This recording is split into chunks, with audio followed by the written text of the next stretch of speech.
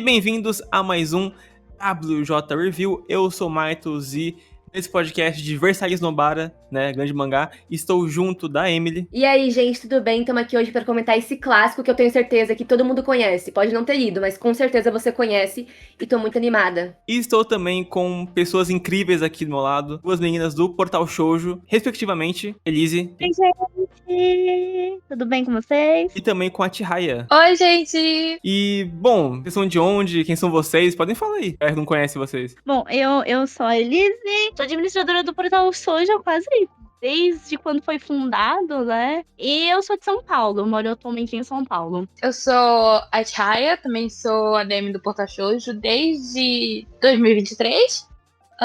Grande parte das postagens que vocês vão ver são feitas por mim. E eu sou do Amapá, no norte do país. O link delas tá na descrição, certo? No Portal Shoujo, tudo acessado lá direitinho, porque elas são brabas. E a Elise participou também do podcast de Lovely Complex, então ouçam lá, porque foi muito engraçado relembrar esse mangá que é uma loucura, é divertido. Então nós estamos aqui falar de um shoujo, né, propriamente dito, pela Ryoko Ikeda, que é o Rosa de Versalhes, Versalhes Nobara, mangá publicado na revista Margaret entre 1972 e 73. Se passa ali na França, do século XVIII, às vésperas da Revolução Francesa. A gente vai acompanhar então a Marie Antoinette, né, todas as figuras históricas que estão correlacionadas com ela, foi enviada da Áustria para se casar com o futuro rei Luís XVI. Mas o foco aqui vai ser com a Oscar, que é uma mulher criada como homem para servir como comandante da Guarda Real. O mangá original ele tem 10 volumes, e tem 4 volumes extras também, que foram lançados lá bem depois. Mas aqui no Brasil saiu em 5 volumes Big, em alguns países também. Então, antes de mais nada, eu queria perguntar para vocês quatro, pode cada um falar onde que quiser e tudo mais, vocês já conheciam o mangá, já tinham lido, como vocês conheceram também, porque, como a Emily falou, tá muito no nosso imaginário para quem conhece muito mangá, principalmente shoujo, e muita coisa que vem depois, né, póstumo, até de shonen, né, o Masami Kurumada com Sensei, outros mangás, é inspirado na Ryoko Ikeda com os adversários. Então, como vocês conheceram a obra? Qual que vocês fizeram a sua experiência? Virou anime antes? O filme também que teve depois? Olha, eu acho que eu não sei dizer exatamente como eu conheci Rosa de Versalhes, porque desde que eu comecei a entrar a fundo nesse mundo de mangá e anime, é impossível você não conhecer Rosa de Versalhes, sabe? Se você sai da bolha de shonen, você vai conhecer Rosa de Versalhes, e até da bolha shonen, talvez você conheça, porque a Oscar inspirou muitos personagens muito populares. Então, eu sempre tive esse imaginário aí popular, e um dos meus animes favoritos, que é Revolutionary Girl Utena, tem a Utena, que é inspirada na Oscar, né, claramente. E a Oscar é uma referência muito grande pra esse trope de Girl Prince, né, que é uma garota que tá no papel de homem, que as pessoas confundem como homem, que as mulheres são atraídas e tal. Então a Oscar é uma referência muito grande, apesar dela não ter sido a primeira, né, tem aquela outra que eu não lembro o nome. A Princesa e o Cavaleiro, acho que é esse o nome do mangá. Isso. Mas aí a Oscar também, eu diria que é a maior referência desse tropo, com certeza. Então tem muitos personagens que são inspirados por ela, e eu sabia por causa disso. E aí, desde que eu conheci, que eu não sei como exatamente, mas já tava no meu imaginário, eu falei que eu precisava assistir Rosa de Versalhes em algum momento, né? Eu precisava conhecer essa história. Eu até assisti Onisama-e, que também é da mesma autora, mas eu assisti antes. E aí eu pensei que em algum momento eu precisava assistir, porque era um clássico. E aí eu assisti no começo desse ano, eu gostei bastante, No começo eu pensei, eu acho que não vou gostar tanto assim, mas quando acabou eu fiquei, nossa, que história incrível, sabe? Eu acho que, mesmo se você não seja apaixonado pela história, não tem como não se apaixonar pela Oscar. Eu acho que, assim, a história eu não me importo tanto assim, mas a Oscar é uma personagem incrível, uma protagonista incrível, e eu gosto muito dela. Então eu assisti o anime, aí quando assisti o filme da Netflix eu assisti também, não gostei, eu achei bem ruinzinho, mas enfim, assisti. E aí até esse podcast eu pensei, porque não é um mangá, né, pra ver as diferenças, pra ver onde ele originou tudo. E tem umas diferenças bem substanciais que me fazem preferir o mangá em certos aspectos e o anime em outros, mas no geral é isso. No meu caso, é aquilo pra qualquer pessoa que gosta de Josei Muke em geral. Rosa de Versalhes está lá, tanto em personagem feminino quanto em masculino, porque muito do Prince, né, do tipo príncipe, em Otome Games também reflete muito a Oscar. E eu tenho uma paixão extrema por moda histórica, tem isso também, então eu leio muita coisa com vestidos de época neles, e Rosa de Versalhes foi uma das leituras motivadas por roupa. Simplesmente porque eu achava a arte bonita, e como tava já lá no imaginário, de Rosa de Versalhes é muito importante, faz parte desse grupo de autoras que revolucionou como se escreve mangá e como se pensa shoujo, eu falei, eu tenho que ler, porque eu tenho que ler para entender como a gente chegou até aqui. O porquê que certas coisas são feitas de certa forma. E daí eu fui ler, eu me apaixonei pela obra, assim, tanto na questão literária de história, quanto na questão de beleza de páginas, é uma obra que se sustenta muito atualmente, e até mesmo tematicamente ela se sustenta muito bem. E eu me surpreendi muito com isso, com quão atemporal Rosa de Versalhes era quando eu li a primeira vez. No meu caso, eu era uma simples menina de 13 anos que, em algum momento, entre páginas de anime e mangá, viu o character design da Utena, do filme de Utena, que é aquela que ela tá com o cabelinho curto e tal, e pensei, por que não deixar uma mulher de cabelo rosa destruir a minha vida, não é mesmo? Então, fui assistir Utena e vendo coisas sobre Utena, né, depois que eu me traumatizei ali com 13 anos assistindo Utena, fui pesquisar mais coisas para ser traumatizada mais um pouco e vi que ela era inspirada na Oscar de Rosa de Versalhes e fui procurar também.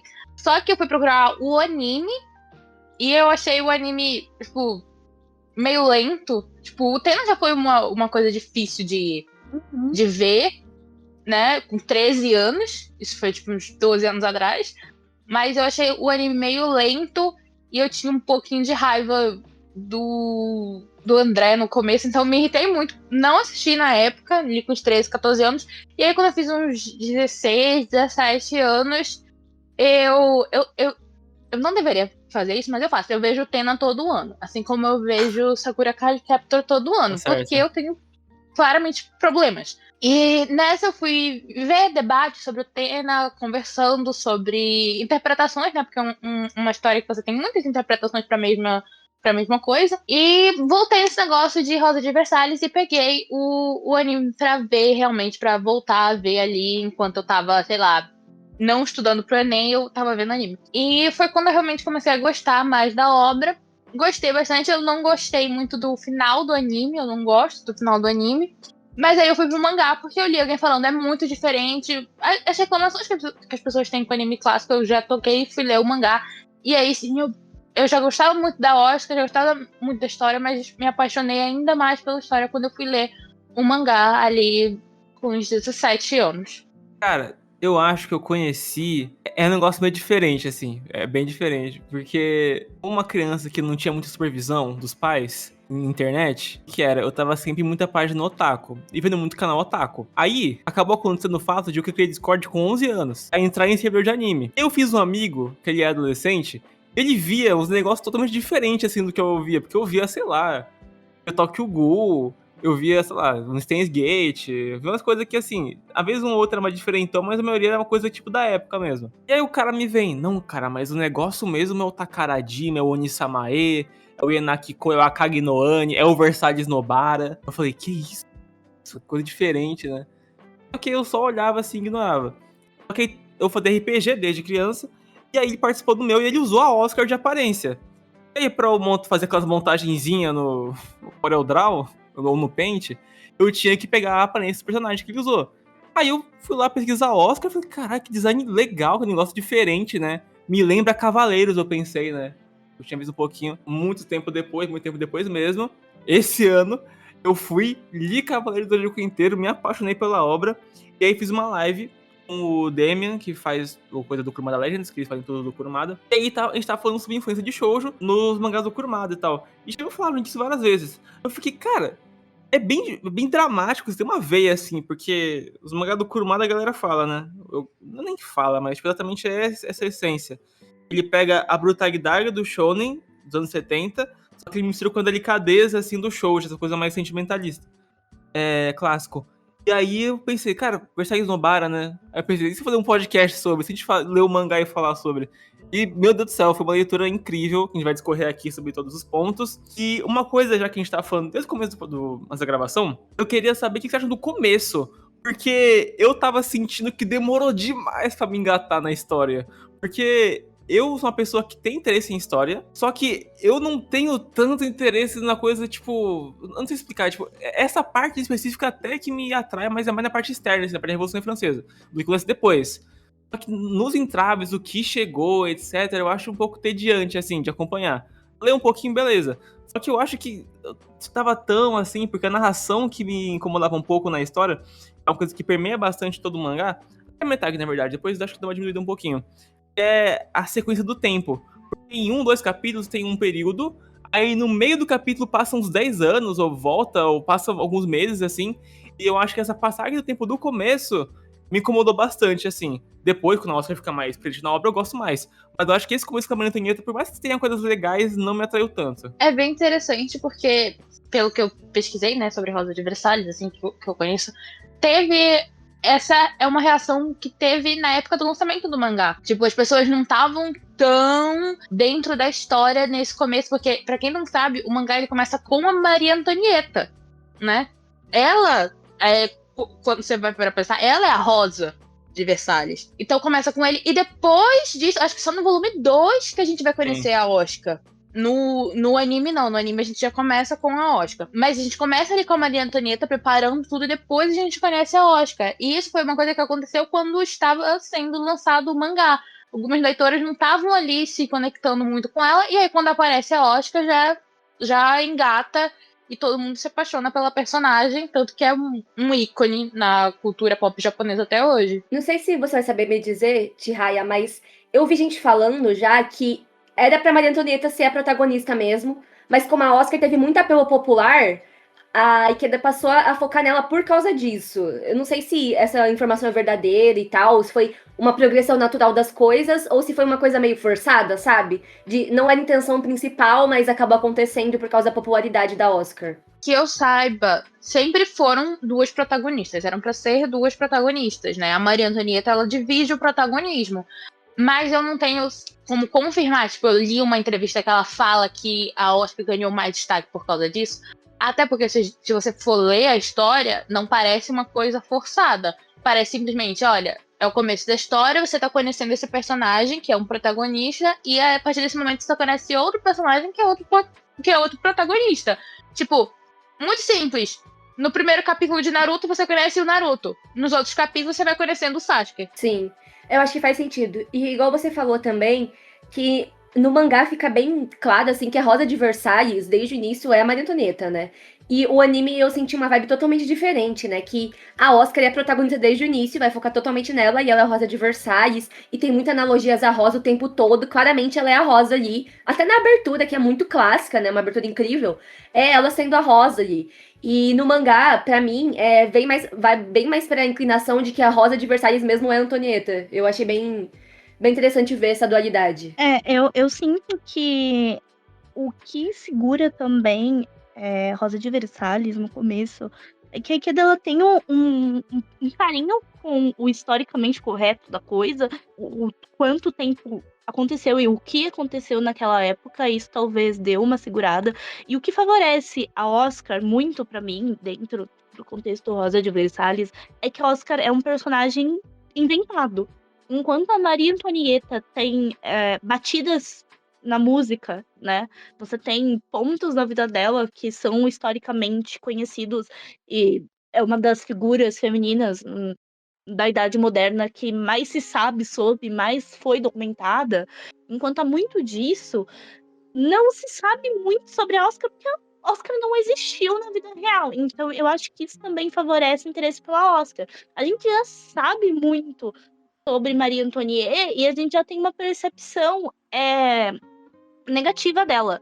Uma pessoa, vou comparar com um filme que muita gente assistiu, que é Maria Antonieta, da Sophie Coppola, que a Sophie Coppola tem uma coisa que ela sabe fazer, é meninas ricas interpretadas pela Kirsten Dunst, na minha opinião. Ela o que ela faz pra gente se conectar com a Maria Antonieta? Ela cria, primeiro, a idade, que a Ikeda também faz, lembra a gente o tempo inteiro que ela é uma menina, em boa parte das atrocidades que ela faz, ela ainda era uma menina. E também usa-se de elementos modernos, como a música e a postura dela, para demonstrar que ela é infantil e que ela é uma criança. como o mangá não faz apropriação de contextualização moderna para ajudar a gente a empatizar com a Maria Antonieta, empatizar com a Oscar é muito mais fácil, porque a Oscar já vem de um ponto de vista onde ela é um personagem que não existe, e ela também já vem de um ponto de vista onde ela é uma pessoa que enxerga seus próprios privilégios. Então, ela é um tipo de herói, né? Ela é um príncipe, ela é uma pessoa que salva donzelas na rua. Então é muito mais fácil empatizar com ela do que empatizar com o sofrimento da Maria Antonieta.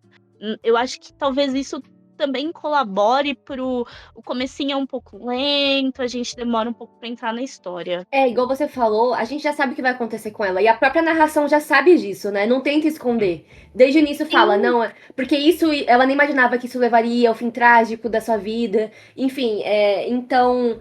É legal que tem uma personagem que ela não tem essa necessidade de ter uma veia mais histórica, né? Tipo, eu gosto bastante como a Ikeda encaixa a Oscar na história, porque ela ainda, mesmo que ela não faça parte, né, do que aconteceu, ela ainda se encaixa muito ali, parecia uma pessoa real, né? Eu até assisti esse filme da Sofia Coppola e eu fiquei pensando o tempo todo, nossa, tá faltando a Oscar aqui. Porque ela é uma protagonista, uma personagem que se tornou muito real aí. Ela conseguiu encaixar muito bem no período histórico e ainda assim trazer um ponto de vista que a gente não poderia ter tido se não fosse ela, sabe? Eu acho isso bem legal. Sim, eu acho que ela entende muito bem a história real. Eu acho que fica muito claro que ela realmente leu, ela realmente foi atrás do que aconteceu ali pra poder transmitir pro escrito, né? Porque, como eu disse, é uma história. A Maria Antonieta é uma pessoa muito bem documentada, uma era muito bem documentada.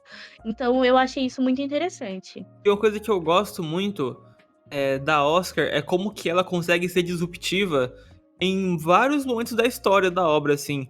Tem uma cena que ficou na minha cabeça, ela protestando de raiva, assim, com um servente, assim, de que eles iam fazer uma peça que caçoava da realeza, né? E a Oscar, ela se manteve nessa posição por um longo período de tempo. Só que todo mundo que passa pela Oscar ou se encanta com ela, ou ela se encanta profundamente, sabe? Essas relações que ela vai tendo é uma verdade porque faz ela amadurecer, mas pro leitor ainda a imagem dela de madura, de posturada, nunca se quebra. E quando se quebra, é sempre um ponto muito, muito forte na obra. Tipo, quando ela finalmente meio que aceita o amor do André, né? Mas na reta final, assim. Então, vários pontos desde o começo da Oscar são intrigantes, né? Eu gosto bastante que ela é uma pessoa muito sentimental, sabe? Porque ela foi criada como homem, ela sabe lutar, enfim. As pessoas vão meio que esperar que ela haja como um homem. E ela não é assim, sabe? Ela tem um comportamento mais de. Ela é muito emotiva, ela chora bastante. Ela defende aquilo que ela acredita. Sério, eu acho que um dos meus aspectos favoritos é que ela é muito chorona, porque eu acho isso muito legal. É um contraste muito grande, porque você não. As pessoas idealizam muito a Oscar, né? Elas veem aquele cavaleiro lindo, perfeito. Tipo, todo mundo se apaixona por ela na obra. Aí, mas você vendo assim profundamente quem ela não é essa pessoa que parece ser fria e distante, que só sabe lutar. Ela é uma pessoa muito sentimental e eu gosto bastante disso, que não é aquela tipo de personagem que tem esses traços masculinos, né? Que é considerado masculinos pela sociedade, né? Não tô falando que é uma qualidade inerentemente masculina, enfim, um defeito. Mas é pela percepção da sociedade, né? Então ela tem esses dois aspectos, né? Rosa de Versalhes é muito sobre esse entendimento da Oscar. Se ela é um homem, se ela é uma mulher, né? Qual lado ela tá mais inclinado. E no fim das contas, ela só é ela, sabe? Eu gosto muito disso. É uma coisa que eu concordo com você. Eu acho que é muito interessante como... Pra mim, minha interpretação, que no final ela se abraça como mulher e entende que ela não gostaria de ser mulher de nenhuma outra forma a não ser do jeito que ela foi mulher, porque ela também foi mulher, ela também viveu arcos femininos, ela também passou a entender sofrimentos, porque ela é uma pessoa muito empática. E daí aquela cena que ela vê a Maria Antonieta de coração partido, né? E ela começa a refletir, ela começa a perceber que sim, ela sabe mais daquilo do que ela pensa, do que ela sabia. Ao primeiro momento é um choque de o porquê que você tá reagindo dessa forma e porque eu não tenho uma reação. E mais pra frente se torna eu também sinto aquilo, eu também tenho essa reação. E ela o tempo inteiro muito empática com todo mundo, ela se coloca muito no local das pessoas. Eu acho que até porque ela passou pelos dois lados, vamos começar a colocar assim, que ela foi criada como um homem, mas não é um homem, e se apaixonou e se vivenciou e teve muitas outras coisas, ela tem uma facilidade de se colocar no lugar do próximo, de compreender que as pessoas não são mais do que elas aparentam. E ela tem os melhores amigos, vamos colocar assim, os melhores amigos dela é a rainha da França, a Delfina da França e o servente. E o cara que tá ali pra limpar a bola. E ela trata essas duas pessoas da mesma forma. E então ela consegue, eu acho que também acaba caindo novamente, porque a gente consegue se identificar mais com ela. Eu acho que esse é o grande ponto da Oscar, porque ela é um personagem tão bom na história. Por que ela é uma das protagonistas dessa história, né? Porque ela vem de um local de privilégio, ela é filha de um cara que é importante, tanto que ele queria ter um filho, porque ele precisava ser treinado pra se tornar um cavaleiro, pra se tornar um general, e blá blá blá. Por isso que ele treina a Oscar assim. E ela vem desse lugar de privilégio, ela é uma pessoa com muitos privilégios, mas ela ainda consegue ser empática com todas as pessoas ao redor dela. E é isso que vai fazer ela entender por que tá acontecendo uma revolução, né? Por que o povo quer se revoltar contra a realeza, porque ela entende que eles estão sofrendo, que eles estão passando por um momento horrível, enquanto a realeza tá ali, vivendo de bailes, de competição de quem cumprimenta o outro primeiro, enquanto o outro tá se matando pra ter um prato de comida no fim do dia em casa pros filhos. E é justamente isso, né, que faz ela ser uma personagem tão extraordinária, como ela entende essas pessoas, como ela entende isso, e como isso vai começar a ser um dilema pra ela. Por ela ser tão empática, por ela entender as duas coisas, ela entende que a Maria Antonieta ela não é apenas a figura de rainha que o povo tem, porque ela conhece a Maria Antonieta de verdade, mas ao mesmo tempo ela entende porque essas pessoas estão direcionando a sua raiva pra amiga dela, né? Porque ela entende de onde vem essa raiva. E isso é uma coisa muito interessante na história, que infelizmente a gente perde no anime clássico, porque isso é uma coisa que a própria mangaka já falou, e são os problemas dela com a adaptação do anime clássico. E o anime clássico meio que não entende a Utena, né? Ele cria todo o arco da Utena no anime clássico, justamente a forma como ela se vê, o que é ser uma mulher e como ela pode ser uma mulher. E no final o anime meio que diz que ser uma mulher é uma fraqueza pra Utena, né? A gente tem, porque chega num momento em que ela se demite de ser a guarda-costas da Maria Antonieta, e no mangá ela se demite porque ela tá com esse dilema moral, que ela entende a revolução que tá pra acontecer, ela entende e ela não vai poder parar ali e defender a Maria Antonieta. E no anime ela se demite porque ela se sente fraca depois de passar aquela noite do baile, em que ela põe um vestido, uma máscara e vai ter uma noite, entre aspas, uma noite com uma mulher de verdade. E esse é um dos grandes problemas do anime clássico. Com certeza, eu acho que ele passa uma imagem bem distorcida do que é a Oscar, sabe? E como você falou, a história é tanto sobre ela descobrir, né, a identidade de gênero dela, ou como que ela se entende no mundo, assim como também é um dilema moral se ela vai continuar na vida confortável dela da nobreza, com as pessoas que ela já conhece, os amigos dela, naquela posição confortável, ou se ela vai mudar de lado e porque ela entende o que as pessoas estão passando. Então, é uns dois lados ali que estão muito conectados, porque ela usa esse privilégio dela de nobreza e de ser vista como homem pra ajudar essas pessoas, sabe? As pessoas que estão passando fome e tudo mais. Então, eu acho que o anime ele realmente não entende isso. E você falou, Chihaya, sobre essa questão que me incomoda bastante no anime, que ela basicamente ela sai porque ela tá apaixonada pelo Fersen e, tipo, como você falou, que ela sente que que ser mulher é uma fraqueza. E até no final, né, um momento muito emblemático que ela fala que, no anime, que ela pergunta pro Andrew o que eles vão fazer, né? Não, porque agora eu sou a esposa dele e a gente vai decidir o que a gente vai fazer. Sendo que no mangá não é assim, sabe? Ela vai lá e ela decide. Não, a gente vai lutar contra a nobreza. A gente vai lá e a gente vai lutar ao lado do povo. E foi uma decisão totalmente dela, sabe? Ela não deixou isso pra alguém. Então eu acho que são coisas muito...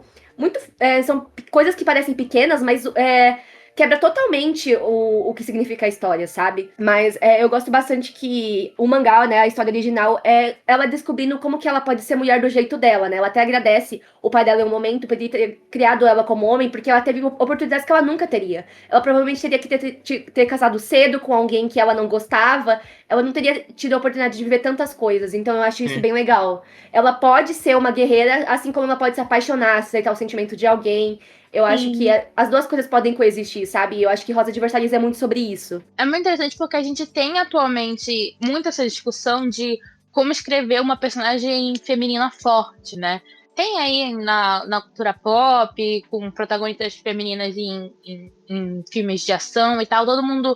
Ai, como é que você faz essa personagem sem ela ser alguém que não é como as outras garotas, né? Entre aspas.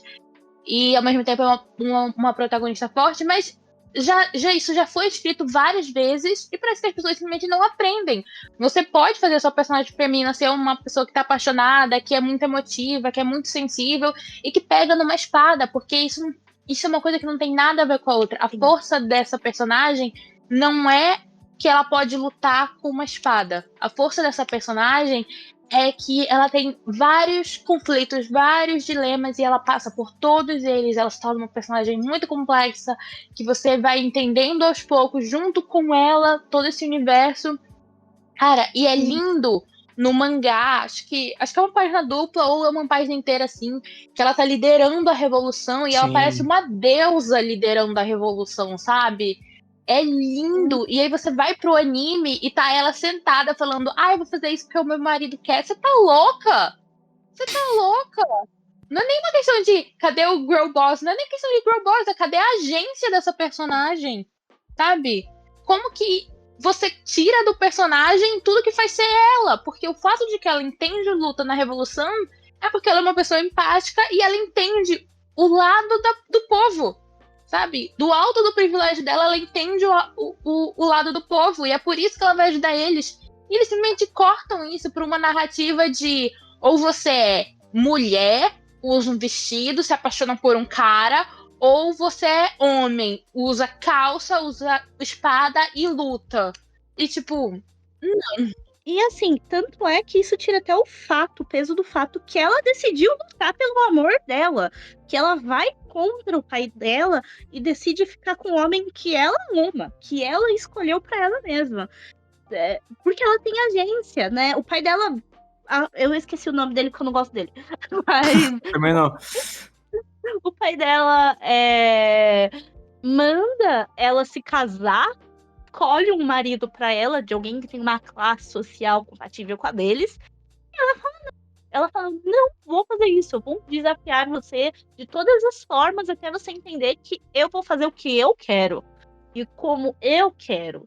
E toda essa remoção de, eu sou eu sou esposa do meu marido, acaba tirando tudo isso, tipo assim, tira tudo, tira o peso até do romance deles. Eu acho isso muito ruim. Esse momento, essa decisão dela causa um momento muito emblemático no mangá, que ao invés dela chegar lá, né, indo com vários pretendentes num baile, com um vestido, ela chega vestida como ela sempre se veste, né, com as roupas de homem, flertando com várias mulheres. E é um momento muito legal dela, né, um momento muito... Assim, ela desafiando tudo que as pessoas esperam dela, né, de uma mulher. E é um momento muito legal, e principalmente pela época que se passa, né, porque... Assim, a gente pode não ter a Oscar ativamente retribuindo os sentimentos de mulheres ali em nenhum momento antes disso. Mas a narrativa dela já é uma história de identidade de gênero, e sexualidade envolve isso também, então já é uma história muito à frente de seu tempo.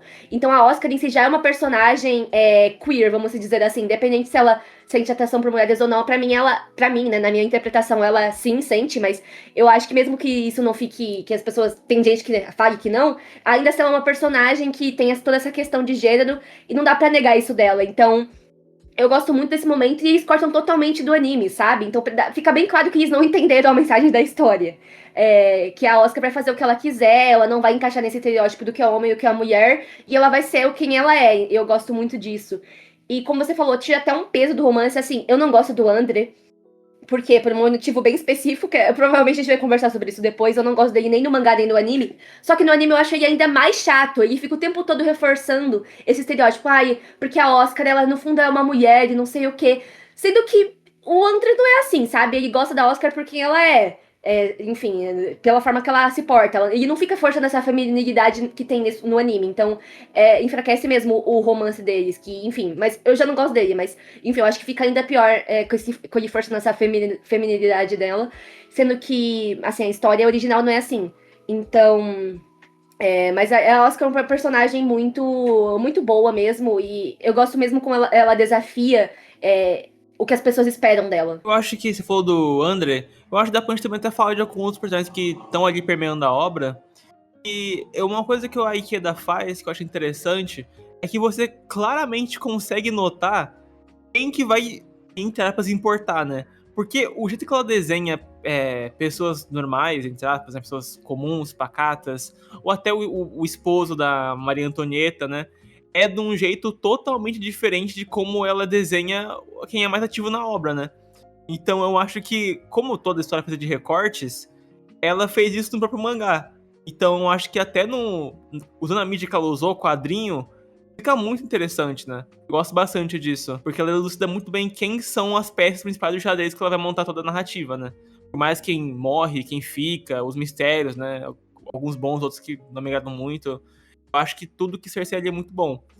E eu acho que é indispensável falar disso, assim, de como ela consegue correlacionar os personagens.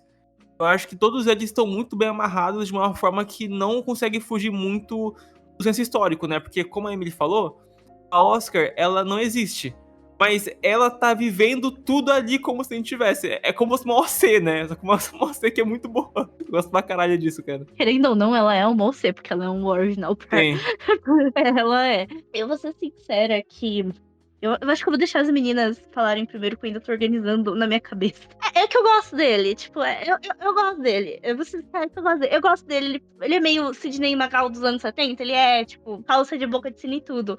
E eu gosto dele, tipo assim, que assim, ele é meio capacho, gente. Eu tenho fraco pro homem capacho, sabe?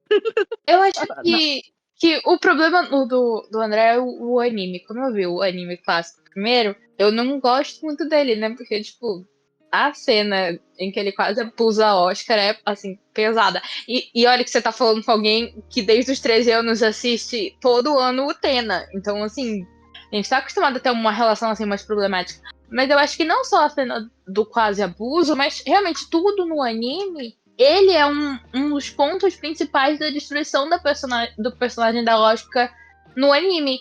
Porque, cara, eu lembro, nos primeiros. Acho que não é no primeiro episódio, é nos primeiros episódios. Que tem uma diferença aí no anime pro mangá.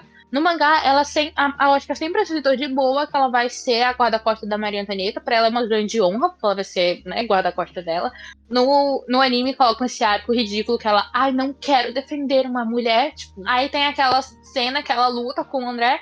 E aí ela decide, vou. Aí ela tá indo pra casa, o André fica e que ele grita, não é tarde pra você começar a agir como uma mulher. Tipo, a partir daí, cortou, não dá, sabe? Tipo, vai piorando, acho que a situação. No mangá, eu gosto um pouquinho mais dele, mas ao mesmo tempo, não muito, sabe?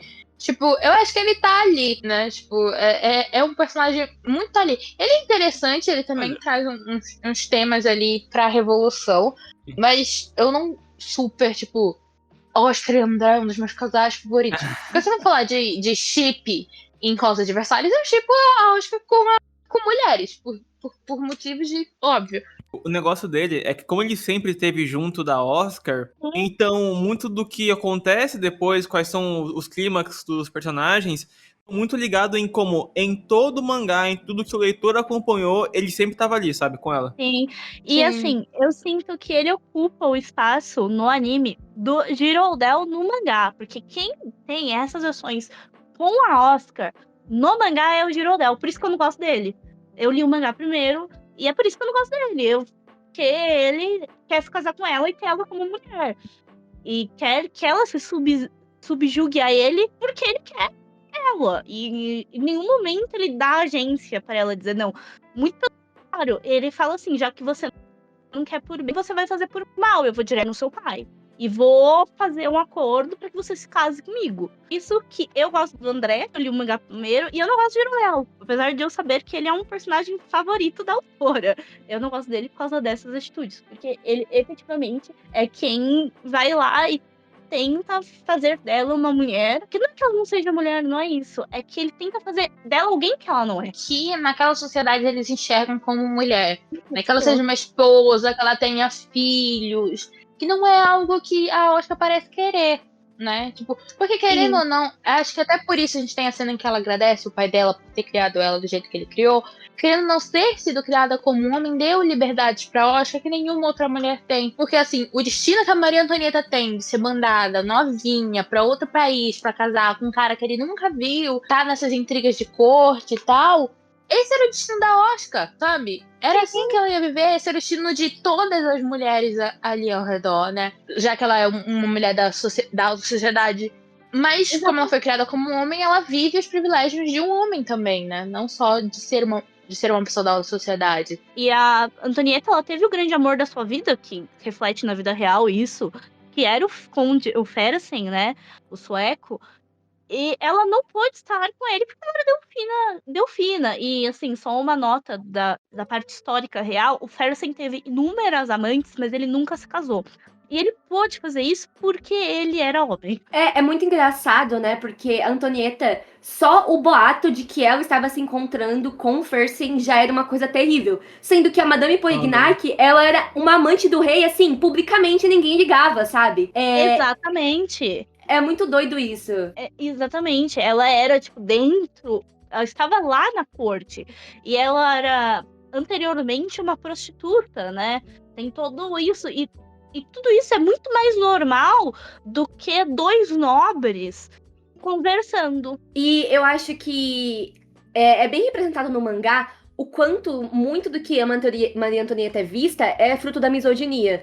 Porque não é que, assim, a gente tem que defender realeza, né, gente? Nobreza não tem que defender esse pessoal. Mas o problema das pessoas não era com a nobreza, claramente, no início, né? Depois foi tendo outras ramificações. As pessoas não odiavam o rei, não odiavam a nobreza. Odiavam a Maria Antonieta. Porque Chamavam ela era... ela de cachorra da Áustria. Sim, é só porque ela era uma estrangeira e era uma mulher, sabe? Então eu gosto que a Ikeda aqui, ela traz essa humanização, né? Que ela sofreu muita misoginia. Mas ao mesmo tempo, ela não é uma coitada, sabe? Ela ainda assim era uma rainha que se aproveitava muito dos privilégios dela e não fazia questão de ver como o mundo em volta, fora da bolha dela estava. Era omissa, né? Muitas vezes no mangá tem isso. Ela não era uma pessoa horrível, igual as pessoas pintavam ela, mas ela era uma pessoa omissa, igual o Maitz falou, porque ela, igual, acho que a narradora falou isso em algum momento, ou eu não sei quem falou isso, mas era alguma coisa do tipo assim, a Maria Antonieta achava porque ela tava feliz, todos os súditos dela estavam felizes. Sendo que não é assim, ela achava que a realidade dela refletia o que as pessoas achavam. E tem um momento muito foda no final, que as pessoas vão pra cima dela e falam assim, nossa, mas eu tenho filhos, e meus filhos, não sei o que, e ela fala, e aí o cara responde assim, e os nossos filhos que a gente não consegue alimentar, sabe? Então, ao mesmo tempo que traz essa humanização, mostra que ela sofreu sim misoginia, também mostra que no fim das contas, ela é uma pessoa privilegiada, da nobreza, que não tem noção da realidade que ela vivia. Então eu gosto que traz essa humanização, mas sem fazer ela como uma coitada. Eu assim, eu parto de que uma pessoa conhecia muita história e eu sei que a Maria Antonieta era extremamente apaixonada pelo Fersen, tipo, num nível surreal, gente. É tipo, eu acho que quem chega muito perto dela é uma outra rainha, que é a Rainha Elizabeth, com o marido, que eu não lembro o nome dela, que teve 9 filhos. Ela amava tanto esse homem que ela fez 9 filhos nele. Tanto é que, tipo, gente, essa história devia se tornar mangá, porque até voodoo, depois que o marido dela morre, tem nessa história. Mas não é o foco. Eu gosto, eu disse isso, eu gosto dos dois. Eu acho que é porque eu li o mangá primeiro, tem isso também, né? Eu não gosto do Jirondelle por causa que eu li o mangá primeiro do que eu assisti. Eu li, depois eu assisti as coisas. E eu acho que isso também afeta muito. No mangá, quando você vai direto pro mangá, primeiramente o mangá, você pega um outro ritmo das outras adaptações, porque você leu o original, então quando você vai para as adaptações, você sabe exatamente aonde que eles trocaram as frases, trocaram as cenas, colocaram coisas que não existiam. Então, meio que você tem a visão do que o personagem era na história original e agora você tá tendo o que o pessoal que animou quis fazer com ele. E, enfim, mas isso sou eu li primeiro o mangá. E é muito, muito engraçado também, né? Porque tem muitas coisas que viram meio que senso comum, mas que não são reais. Que é aquela coisa que a Maria Antonieta fala que, e se não tem pão que coma um brioche. Que isso nunca aconteceu, assim, ela nunca falou aconteceu. isso. E é engraçado como eles brincam com isso, né? Tipo, coisas que nunca aconteceram e a gente entende de onde vem, mas assim... tem uma pesquisa histórica muito boa, porque tem momentos muito emblemáticos que é a Maria Antonieta qualquer história sobre ela, você vai ter. Que ela, quando ela tá na sacada, quando ela faz a reverência pras pessoas, e quando ela fica de cabelo branco por passar por muito estresse. São coisas muito clássicas da Maria Antonieta. E tem essa frase aí que ela nunca falou. Eu acho isso muito engraçado. Nunca falou. E assim, uma coisa que a Ikeda coloca, e eu acho que é sempre importante lembrar, é que ela foi muito jovem pra corte francesa, e como qualquer menina de 13 anos, em um lugar estrangeiro, qual ela mal falava a língua, qual ela já, naquela idade, era chamada de coisas piores que cachorra, ela também foi violentada pelas pessoas que estavam ali. De a forma de que muito do que ela fez na vida dela, principalmente até os primeiros filhos, foi porque um passarinho sussurrou no ouvido dela. E Rosa de Versalhes traz isso, traz esse passarinho sussurrando, aposta mesmo, compre esse colar mesmo, se apareça mesmo. E ela é uma menina de 13 anos deslumbrada, que tem o acesso, ela já tinha muito acesso, né? Quando ela era filha, né, princesa, ela já tinha muito acesso. Só que agora ela tem mais acesso, porque ela não é simplesmente uma princesa entre várias princesas. Ela é a rainha. É ela que vai comandar, ela que faz o que ela quer. Ela é muito orgulhosa também, né? Ela fala que o destino dela é ser rainha. As pessoas olham pra ela e pensam, nossa, ela nasceu pra ser rainha mesmo. E isso também reflete no que acontece com ela depois, né? Ela realmente é muito orgulhosa, ela não quer dar o braço a torcer. Ela acha um absurdo essa revolução, porque ela acha, não, eu sou rainha, eu tô acima de tudo, né? Então eu realmente gosto de como ela é trabalhada, de como ela é uma vítima ao mesmo tempo que ela não é, sabe? Porque as pessoas são assim na vida real. Ninguém é só uma coisa. E eu acho que a Ikeda traz bem isso. Eu acho que quem balanceia bem o conflito ali dessa mediação é muito a Gianni, né? Gianni, não sei como falar o nome dela. Ela aparece ali no baile e eu acho que foi quando ela apareceu em diante que eu engatei no mangá. Porque eu acho que como é uma antagonização também elitista ali, mas que traz elementos mais... Tem um design dela, né? Ela usa roupas escuras, ela tem uma pinta, ela tem cabelos escuros assim. Então... Até no mangá que a Ikeda deixa tudo muito clarinho, ela usa muitas linhas que não tem muita coloração, né, do preto, é mais o branco mesmo. Você cria uma antítese muito forte entre as duas. E essas tramas, assim, né, tipo, cara, e ela é filha da puta até o último momento. Ela tá ali, tipo, pra ser julgada, aí ela fala assim, não, porque a rainha é lésbica, vocês sabem, né, galera? Acabei de me envolver, eu me envolvi com ela flertou comigo, não sei o que, tipo, ela só do maior absurdo de todos, tá ligado? Tentando pra morrer. E, tipo assim, é muito foda, cara. Eu adoro a Gianni como vilã. Tipo, eu sei que o anime eles humanizam bem mais ela. Eu gosto mais dela no anime porque eles humanizam mais ela. Mas no mangá, que ela é só, tipo assim, muito maldosa, eu ainda acho ela uma vilã muito divertida de acompanhar. Porque ela não tá nem aí. Ela vai passar por cima de todo mundo. Até nos últimos momentos dela, ela vai mentir. Ela é uma vilã muito divertida de acompanhar mesmo. Eu gosto bastante dela. É divertido porque ela é dissimulada, ela não tá nem aí. E a parte que eu acho mais legal da história dela é que não é sobre macho. Tudo aquilo é sobre dinheiro. Não é sobre homem, é sobre dinheiro. E ela também virou a base para muitas vilões que a gente vê depois no Shoujo, né? Que são extremamente dissimuladas e elas só querem derrubar a mocinha a qualquer custo. E eu também gosto dela, mesmo ela sendo uma pessoa horrível. Ela é muito legal. Uma que eu não consigo gostar é a Duquesa. A Duquesa, tipo, das vilãs, é uma vilã que não me desce. A minha definitiva da obra é a Gianni, cara. Eu acho que ela é muito icônica no Versalhes Nobara. Tipo, depois que ela morreu, eu acho que não teve nenhuma que antagonizou diretamente ou indiretamente com a Antonieta que eu gostei mais, assim. A Polignac é meio patético, tipo assim, é uma mulher adulta... É uma mulher brigando com uma criança, sabe? Tipo, saiba seu lugar, sabe? Não, a Gianni não. A gente já empatiza com ela no começo, porque você vê o background dela e vê que, assim, no começo parece só uma pessoa que tá disposta a fazer de tudo pra ascender na vida, né? Pra não ficar nessa mesmice de ter uma Sim. vida pobre. Mas aí ela vai ficando muito doida, ela vai fazendo umas coisas assim que tipo assim, não dá mais pra defender, mas ainda assim é muito divertido de acompanhar. E, enfim. O caso da Condessa é o mesmo caso da Madame do Barry. Porque é uma mulher adulta que tá brigando com uma menina de 13 anos. Isso, eu até ri o nome, eu tava pensando nela mesmo, nessa moça aí que eu esqueci o nome, da Dewberry, isso, eu tava errando o nome, tava pensando nela quando eu tava falando. Mas a Polignac também é uma chata, né, tipo, não exime o que eu falei, a Polignac é uma chata também, que só tá ali pra encher o saco. Eu acho interessante como a gente vai acompanhando a Maria Antonieta, né? Tipo, eu gosto muito antes do primeiro baile dela, que ela vai entendendo eu tenho poder, sabe? Tipo, que ela é essa pessoa importante. E daí é, tipo assim, é numa escala. É numa escala. E é interessante porque, ao mesmo tempo, a gente também tem a relação dela com a Oscar, né? Que eu acho que, ao mesmo tempo que ela vai se tornando essa rainha com muito ego, de certa forma, né? Que ela é muito cabeça dura, que ela não quer baixar a cabeça. Ela é uma pessoa que entende a Oscar, né? Elas têm uma relação muito bonita ali. É a pessoa que realmente esteve protegendo ela até onde ela conseguiu, né? A Oscar, ela podia tirar da frente da Maria Antonieta todas as espadas reais, não os sussurros. Eu acho isso bem interessante.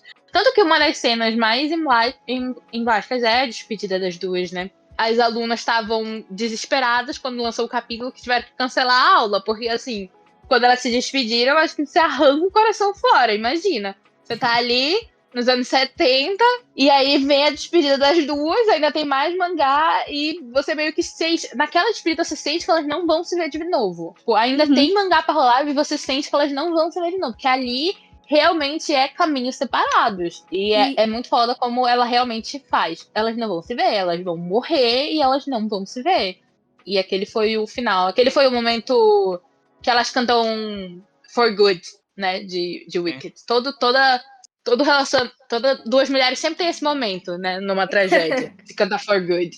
Esse é o momento dela. E a Oscar, né, eu acho que ela é a única pessoa genuína com a Maria Antonieta, porque ela é uma rainha, né? Então as pessoas ou vão bajular ela ou querer passar a perna dela. Então foi o que ela passou com todo mundo ao redor dela. A Oscar não, era uma pessoa que se importava de verdade e não só bajulava ela mandava real, sabe? Ah, eu acho que você não devia fazer isso. Eu acho que você devia tomar cuidado com tal coisa. Olha, ela até fala com o Fersen, ó, eu acho que vocês estão se deixando muito óbvio, toma cuidado. E tudo vem de um lugar muito genuíno, ela se importava muito com ela. Então é uma relação muito, muito bonita que eu gosto muito. E também tem a relação com a Rosalie, né? Da Oscar com a Rosalie, porque, assim, não tem como não falar da Rosalie, o nosso ícone ali, apaixonado pela Oscar, que representa, acho que todas as leitoras ali do mangá que se apaixonam por ela. Totalmente. Eu acho que a Rosalie, ela é muito um oposto da Maria Antonieta, né? Tipo, ela é essa menina plebeia que também entra pra ser protegida ali pela Oscar. E eu acho que a relação que a Oscar tem com a Maria Antonieta e a relação que ela tem com a Rosalie são muito espelhadas. Elas são muito similares, muito diferentes também, mas que mostram muito do cerne emocional dessa história. Que são essas três mulheres passando do jeito delas numa sociedade que vai odiar mulheres de qualquer forma. Né? Se você tem poder, se você não tem, se você usa um vestido, se você usa uma calça, sabe? Tanto que nós temos, né, personagens que, mesmo que a Oscar seja essa general super foda, que ela comande e derrote quem quiser, ainda vai estar ali esperando. E quando é que você vai se casar e ter filhos, sabe? Tipo, quando é que você vai parar? Acho que você tem esse sentimento que muita gente olha pra Oscar e fala, quando é que você vai parar de brincar de ser um cavaleiro? Sendo que ela tá, tipo, chegou no máximo que muitos homens ali não conseguiriam chegar. Uma coisa que eu acho muito interessante na Rosalie é que a Rosalie de Rosa de Versalhes e a Rosalie La Mulher da vida real são duas pessoas diferentes. Elas são literalmente, porque a Rosalie original, pra quem não sabe, sim, ela existiu na vida real. Ela era uma servente da Maria Antonieta, ela era a primeira camareira da Maria Antonieta. Inclusive, ela esteve com a Maria Antonieta até o dia da sua morte. E ela viveu depois disso e ela foi enterrada com honras. E tem o túmulo dela lá na França até hoje, que você pode visitar. Mas e daí na história que ela decidiu fazer lá uma garota pobre que se torna Eu não sei se ela se inspirou nesse filme, mas me lembra muito My Fair Lady com a Audrey Hepburn, que é uma garota pobre que é transformada em uma lady da alta sociedade. E me lembra um pouco isso, como que a Rosalie, o arco da Rosalie na história. Mas ela nunca deixa de ser pobre, nunca deixa... Pobre no sentido porque ela não se casa bem, ela não ascende socialmente. Mas ela se torna uma dama da alta sociedade. Eu acho isso muito interessante também. Eu gosto muito da Rosalie, porque ela tem uma jornada muito completa, sabe? No começo ali, ela quer uma vingança, mas ela entende que, no fim das contas, isso não vai trazer a mãe dela de volta, sabe? E ela também descobre quem que é a mãe dela, é a mãe biológica, que é a que matou, a responsável por matar a mãe que criou ela. Sim. E ela, tipo, ela não aceita isso, sabe? Ela não vai lá e vai viver uma vida boa. Ela só faz isso quando ela percebe que, enfim, vai prejudicar a Oscar e tudo mais. Mas se não fosse isso, ela nunca teria feito. E ela é uma personagem muito boa, porque ela é uma pessoa boa ao mesmo tempo que ela tem essa raiva nela. Ela não gosta da realeza. Só que no final do mangá, quando ela vai ajudar a Maria Antonieta, o que conecta elas, mesmo sendo de mundos totalmente diferentes, é o amor pela Oscar, né? As duas ali conheceram a Oscar, sabem quem ela foi. E, enfim, eu acho isso muito, muito bonito. Eu gosto bastante da Rosalie. E eu acho muito fofo esse amor que ela tem pela Oscar, porque ela não tá nem aí se a Oscar é uma mulher. Ela sabe disso, ainda assim, apaixonada por ela. Então é um momento muito engraçado que a Oscar, ela sabe que a Rosalie tem sentimentos por ela. E, enfim, a Oscar vê mais ela como uma irmã, né? Eu shippo elas, mas ela mesmo, a Oscar fala assim, eu vejo a Rosalie como uma irmã. E a Oscar dá um quadro dela mesma pra Rosalie, sabe? Eu achei isso muito engraçado. Tipo assim, você sabe que ela é apaixonada por você, você vai dar um quadro seu. Eu achei isso muito engraçado. A Oscar, esses momentinhos são maravilhosos da Oscar, porque você fica, mulher, o que você tá fazendo? Sabe? Tipo, porque ela tem umas coisas que ela faz que você fica, essa mulher sabe exatamente o que está fazendo. Ela não é boba nem inocente. Não. E é muito interessante porque, justamente, esse ponto da relação da Rosalie com a Oscar, a relação da Oscar com a Maria Antonieta, que você tem muito desses temas queer, né? E, cara, a gente tava em 1970 e você tem essas personagens, tipo, cara, começa o mangá, a Maria Antonieta fala, se a Oscar fosse um homem, eu já tava em cima dela, sabe? E a Rosalie fala, não me importo com isso, eu gosto da Oscar da mesma forma. A Oscar sabe desse sentimento, sabe o sentimento de todas as mulheres da corte. E é interessante, né? Porque isso é uma coisa que existe, né? Que essas mulheres mais... Porque, assim, a Oscar não é necessariamente masculinizada, né? Ela tem ali... Os traços dela são bem finos, mas ela é masculinizada pra época, né? E ela se torna esse ícone para as mulheres, né? Porque eu acho que... Não sei, as pessoas entendem como um sentimento que não vai te machucar porque você tá amando outra mulher, sabe? Que esse seu ídolo é outra mulher, então ela não vai fazer nada de ruim com você. E que a sociedade não necessariamente vai ver como algo ruim porque é algo quase platônico. Mas no caso da Rosalie, você consegue perceber que não é algo platônico, é algo realmente romântico. Um adendo que também tem uma coisa que eu lembrei agora enquanto vocês falavam. Amor romântico entre mulheres durante muito tempo, até mais ou menos recentemente, não era visto como homossexualidade, não era no mesmo patamar que um homem se deitar com outro homem. E isso em muitas culturas, e isso em muitas coisas não era visto. Porque, na verdade, ele não era visto, ele não era entendido e ele era... então tem isso também. No Japão tem muito isso, tanto que a gente tem muitas essas histórias, tipo Casco Nana, sabe? Tipo, muitas essas histórias em que você tem essas duas melhores amigas que se amam, mas que tudo, que não sei o que, não sei o que, não sei o que lá. Tem até um termo pra isso, que eu não lembro o nome do termo agora. S-Class Shoujo. Isso, S-Class. Que é quase como se essa paixão que duas mulheres estão tendo uma pela outra fosse um teste. Elas estão estudando para quando elas entrarem em reais relacionamentos entre aspas, sabe? Que não é uma coisa de verdade. Isso foi muito visto na sociedade, isso foi muito visto na sociedade japonesa, com histórias, tanto que a gente tem um consumo de boys love, né, de BL muito forte e muito maior do que de girls love, né, de GL, justamente por isso, porque por muito tempo as pessoas estavam escrevendo um GL e no final elas terminam, não, e fulana foi casar com um homem, fulana foi casar com outro homem, porque isso aqui foi só uma fase, né, tipo, foi só uma fase, e as mulheres elas estão só praticando um beijo, ela só ama sua amiga mais do que tudo no mundo. O próprio Onisamae, né, que é da mesma autora, tem isso. Porque recentemente a gente teve o anime de Annie Shirley e eu tava lendo muita coisa sobre. Eu sempre leio, porque é uma coisa que eu gosto. Eu tava lendo muita coisa sobre. E o relacionamento da Annie e da Diana, ele é muito visto assim, né? Porque elas falam muito sobre como elas se amam, como elas são um grande amor uma da vida da outra. A Annie com 12 anos chorando pelo dia que a Diana vai casar com um homem e ela vai ser levada pra longe dela, sabe? Ou no próprio casamento da Diana, isso inclusive foi cortada essa cena do anime, eu acho revoltante. Tem a fala, mas não tem a cena, que a Annie vira pra Diana e fala: me dê um beijo, porque essa vai ser a última vez que eu estarei beijando Diana Barry. E no filme do Kevin Sullivan de 1987 é um beijo na boca mesmo, é um selinho, e aqui eles cortam. E inclusive esse beijo ele é interpretado por muitas pessoas no livro mesmo como se fosse um beijo nos lábios, né? Mesmo para aquela época. Por mais que provavelmente a autora não estivesse escrevendo isso, porque estamos falando de uma autora extremamente religiosa, mas é interpretado assim, e existem muitos comentários, né, muitos artigos comentando sobre como Diana e Anne é um dos primeiros S-Class do século XX, e as relações da Maria Antonieta e da Oscar é muito visto assim também. Né? É muito lido assim, e muitas outras obras são lidas dessa forma, porque parece que em algum ponto essas mulheres vão crescer desses sentimentos que elas têm uma pela outra e se contentar em se casar com um homem que elas nunca vão amar mais do que amaram a sua melhor amiga. Então, é interessante porque, ao mesmo tempo, é horrível você pensar nisso, porque você coloca como se essas mulheres não pudessem se amar, né? Porque você já vive numa sociedade que vai pôr a gente uma contra a outra o tempo todo.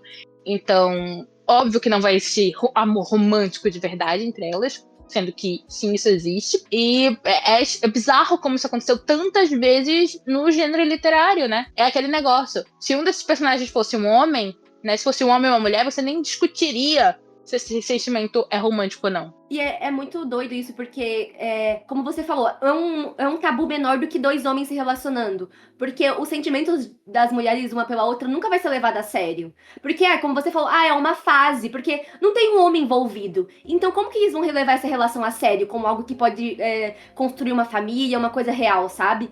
E é muito triste ver isso. Também, dando um exemplo aqui de Utena, que também tem muita inspiração em Rosa de Versalhes, mas eu já vi gente falando que no começo de Utena, né, no anime, o chip Tolga e Sayonji era muito mais popular do que o Utena e Yanti. Tipo, no começo elas nem eram vistas como uma possibilidade de casal. Sendo que a história inteira é sobre o amor dela, sabe? Isso é um absurdo, porque realmente o amor entre duas mulheres é mais dificilmente levado a sério.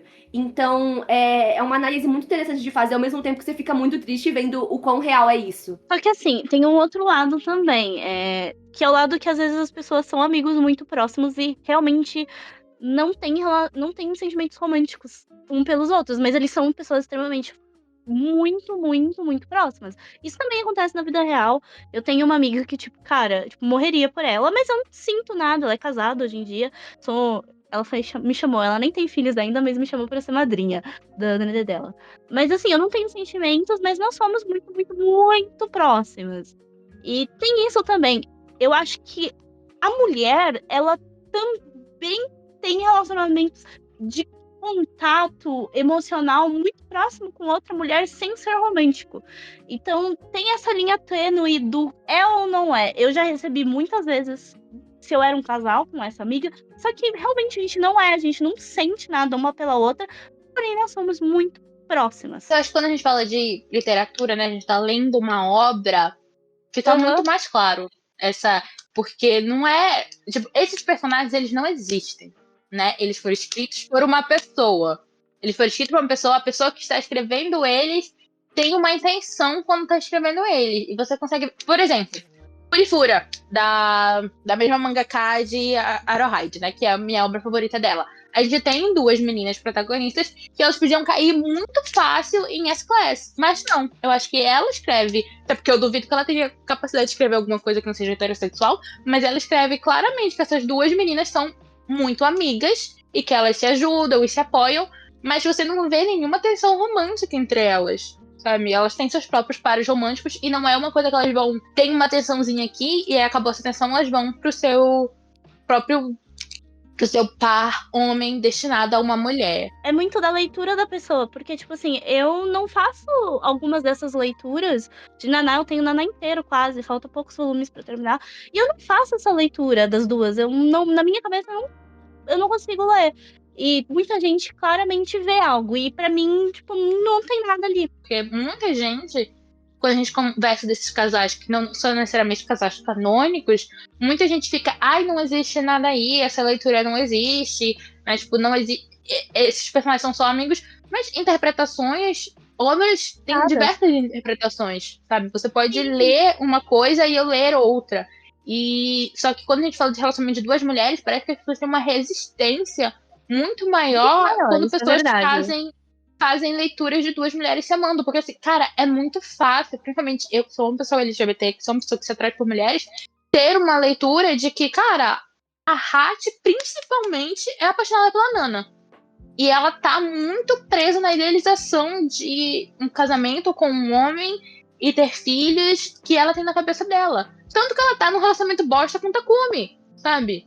Tem 2 filhos com ele vivendo, sabe, lá em Londres? Acho que é em Londres que ele tá no presente da história. Ele vivendo com o filho, ela vivendo com a filha, enquanto ela espera apenas a amiga dela voltar pro Japão, sabe? E você fica assim, minha amiga, essa sua amiga é realmente muito amiga, né? Eu já tive uma amiga assim, quis muito beijar na boca dela também, mas não falei por muitos anos. Eu acho que entra muito a questão da morte do autor também, né? Ele tem coisas que pode não ter sido a intenção do autor, mas quando cai pro público, vira uma coisa diferente. Por exemplo, Carmilla, né? Que é um clássico de literatura, da literatura, que é a primeira vampira, uma referência pra muitas obras aí que... assim, tem um subtexto homofóbico, assim, tá claramente assim, ó, gente, cuidado com essa vampira lésbica, hein, ela vai pegar suas filhas. Mas tiveram muitas releituras ao longo do tempo que a Carmilla se tornou um ícone LGBT, sabe? Porque as pessoas pegaram aquilo e ressignificaram. Então, eu acho que tem muito essa questão da morte do autor também, a gente considerar... mesmo que não tenha sido a intenção primária, as pessoas podem ressignificar aquela história. Porque a partir do momento que, tipo, o autor lança... Não é uma história só sua, sabe? Óbvio que a intenção dele é muito relevante, né? Tipo, não dá pra você ignorar totalmente o que o autor entendeu. Tipo, você tem que entender a raiz daquilo, entender, tipo, beleza, isso aqui nasceu de uma origem, de uma raiz homofóbica, com a ideia de alertar os pais sobre ter cuidado com as suas mulheres, porque tem uma monstra lésbica que vai pegar ela. Tipo, tem essa raiz homofóbica, mas a gente pode pegar e ressignificar isso pra alguma coisa que faça parte da nossa comunidade, sabe? Eu acho que essas 2 coisas podem coexistir. Eu concordo com vocês que quando se vem a leitura de 2 meninas em relacionamento, é muito mais complicado, porque por muito menos tem macho sendo shippado. E, tipo, quando eu digo por muito menos, é por muito menos mesmo. E a gente sabe disso, e eles são, tipo, o casal inalcançável da obra, e é por muito menos espaço de interpretação do que nós temos nessas outras obras. E isso é muito verdade na comunidade em si. É muito mais fácil a galera cair em um chip BL do que cair no chip Yuri. Chip hétero, sabe? Quantos casais héteros aí não tem nada e são super aclamados. A única coisa que eles têm é fanfic e fanart, porque de história mesmo, não tem nada. E quando a gente fala, né, tipo, a gente fala muito de histórias escritas por mulheres, para mulheres, né, demografias que são voltadas para o público feminino, e a gente cai muito nisso, principalmente de S-Class e de mulheres que uma hora vão sair, superar a sua melhor amiga e casar com um homem, porque por mais que seja escrito para mulheres e por mulheres, tem muito editor homem dentro da demografia das revistas. Tem muito editor homem que tá esperando que a coisa seja de outra forma. E eu não tô dizendo que esse é o caso aqui, porque eu acho que a Ryoko Eda, ela toca em temas queer e ela deixa claro os seus temas. A Rosalie é apaixonada pela Oscar, a Oscar sabe, ela não a julga, ela não a rejeita, mas ela é apaixonada pelo André. Mas ela não tem nojo desses sentimentos da Rosalie. Ela, inclusive, deixa ela amar, e eu acho que isso é uma coisa muito mais importante quando a gente fala dessa relação. Como a Rosalie, ela não é incentivada a esquecer os sentimentos pela Oscar, os sentimentos dela pela Oscar, pela própria Oscar. A Oscar deixa, ela dá uma foto dela pra Rosalie. Então, toma, você me ama, fica olhando minha foto. Ela age meio igual um idol, às vezes. Você quer uma Sim, autógrafo? ela Pensei nisso também também, eu age pensei. como idol. Com as mulheres que são do fã-clube dela, eu adoro o quadro que começa a soltar um boato de que a Oscar vai casar, e as mulheres que são fã dela falam assim, não, é o casamento da Lady Oscar. Eu amo esse painel do mangá, tipo, essa sou eu sou ela, sabe? Ela poderia muito cair nesse estereótipo de julgar as mulheres por agirem como mulheres, sabe? Essa coisa de, por exemplo, a Maria Antonieta, ela é bem feminina, tipo, a Oscar poderia vir de um lugar de julgamento. Ah, essa menina bobinha que idealiza romance, que vai casar. E não, a Oscar, ela tem uma relação muito boa com mulheres, sabe? Ela é muito empática, ela gosta muito da Maria Antonieta, muito da Rosalie, ela não julga ninguém. Eu acho que esse é o cerne da Oscar, né? Ela é uma pessoa muito empática que não julga ninguém. Eu acho isso muito, muito bonito. E é por isso que ela não cai no Not Like Other Girls, porque pra mim, o não ser como outras garotas, a principal parte desse personagem é julgar as outras garotas, é se achar superior que as outras garotas. E a Oscar não, em nenhum momento tá julgando ninguém lá, seja por identidade de gênero, seja porque gosta, deixa de gostar, seja porque chora por macho, seja por for. Tipo, ela não trata as outras pessoas se colocando no lugar delas e entendendo que cada um sofre a dor do jeito que dá. E que tem gente que vai chorar muito e tem gente que vai chorar muito pouco. A discussão, que é o caso da Oscar, que a Oscar faz muito bem, é eu sou o que eu sou, independente de. Porque, tipo assim, existe 1001 formas de fazer as coisas e eu escolhi a minha forma. Mas o Tena, pra mim, fala muito disso. Tipo, nós, como meninas, como mulheres, a gente, principalmente na adolescência, a gente tá sempre performando alguma coisa, como se a vida fosse um grande teatro, e a gente tá sempre performando um papel até a gente se tocar que não tem sentido nisso. E é interessante porque uma das críticas que muita gente tem ao filme que foi lançado esse ano é que ele corta um pouco dessa discussão, né? Você não tem essa leitura queer que a gente tem, que a gente acabou de ter aqui. Se você vê só esse filme, talvez você não veja todas essas nuances. Tipo, a Oscar não foi destruída como personagem como foi lá no anime clássico, mas ela perde parte dessa discussão nesse filme novo, né? Até porque a maior representação disso é a Rosalie, né? Que tem os sentimentos bem explícitos pela Oscar. E a Rosalie não tá no filme, ela foi totalmente cortada. Totalmente, foi revoltante. Gente, eu finalmente achava que eu ia ter a Oscar beijando mulheres na minha frente, eu não tive. Tristeza. É muito doido que, pelo menos no anime antigo, eles não cortaram os sentimentos da Rosalie, né? Eles cortaram parte, mas, tipo, ainda tá ali. Mas no anime, que é mais recente, tipo assim, como você consegue ser mais. Tipo, um anime dos anos 70 consegue ser mais progressista do que um lançado em 2025, sabe? Eu acho isso muita loucura. É a oportunidade perfeita, bizarro. sabe? Tipo, eu entendo que eles tiveram que cortar coisas, porque eles. Não sei quem foi que achou que ia conseguir adaptar um mangá de 10 volumes num filme de menos de 2 horas. Mas eles foram com essa, né? Seguraram na mão de Deus e foram. Eu sei que eles tiveram que cortar coisas, como eu falei. Não necessariamente todas as discussões sobre identidade da Oscar foram cortadas, como foi, ou feitas de forma ruim, como foi no anime clássico. Mas eles cortaram muito dessa coisa que, pra muita gente que leu Rosa de Versalhes, toca muito fundo. Muita gente LGBT, que é você ter seus sentimentos validados. E querendo ou não, a gente lê muita coisa pra ter nosso sentimento representado e validado. E a Rosalie, ela tem isso pela pessoa que é a pessoa por quem ela tem sentimentos. E como é um personagem que você empatiza muito enquanto você vai lendo, porque coitada dessa menina, quando a Oscar reconhece os sentimentos da Rosalie, não reconhece, mas quando ela aceita, não rejeita, você sente a mesma coisa. E querendo ou não, quando você tá escrevendo esses personagens, você tem que saber como escrever eles, né? Tipo, porque a forma como você escreve eles é a mensagem que você vai querer dar. Não importa o tipo de leitura que eu tiver, não importa a leitura que você tenha de Rosa de Versalhes. A mangaka escreveu. Essa mulher é apaixonada por essa outra mulher e ela não é vista como alguém inferior. Os sentimentos dela não são vistos como nojentos. São visto como sentimentos tão aceitáveis quanto os sentimentos do André, por exemplo. Aconteceu que a Oscar, na verdade, é apaixonada por outra pessoa. O modo que a Ikeda representa isso na arte, né? Tipo, é muito a poética, o modo que ela faz essas coisas, as conexões, é tudo muito dramático, né? Esse melodrama não vem Sim. do nada muito. Todo mundo é muito. É muito esse aspecto, né? Independente do gênero. Eu acho muito legal. E assim, a Rosalie é tão igual ao André que em inúmeros momentos eles são colocados como paralelo na obra. Como uma Sim. pessoa que compreende a outra melhor do que ninguém. E o Maitos falou de arte, né? A gente tem que falar que a arte da Ikeda é impecável, né? É muito lindo. Não, vocês podem discutir se você prefere o design do anime clássico ou do filme que lançou esses tempos, mas a resposta final é mangá. Sabe? Tipo, a arte do mangá é impressionante. Cara, a Ikeda, ela transmite uma leveza, assim, dessas.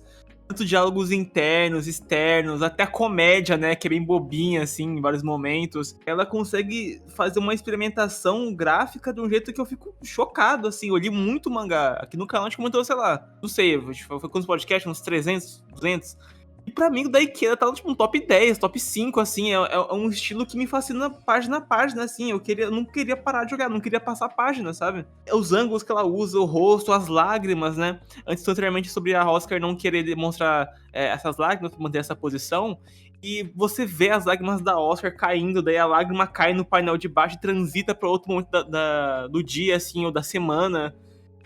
Os gritos, né, quando a mãe morre, aí começa até o spotlight bem teatral, né? Eu acho que dá pra dizer que Rosa de Versalhes é muito teatral também, né? Tem essa veia. Sim, Sim. definitivamente. Tanto é que a adaptação pro teatro foi muito bem aceita e tá até hoje rodando, né? É muito bem feita.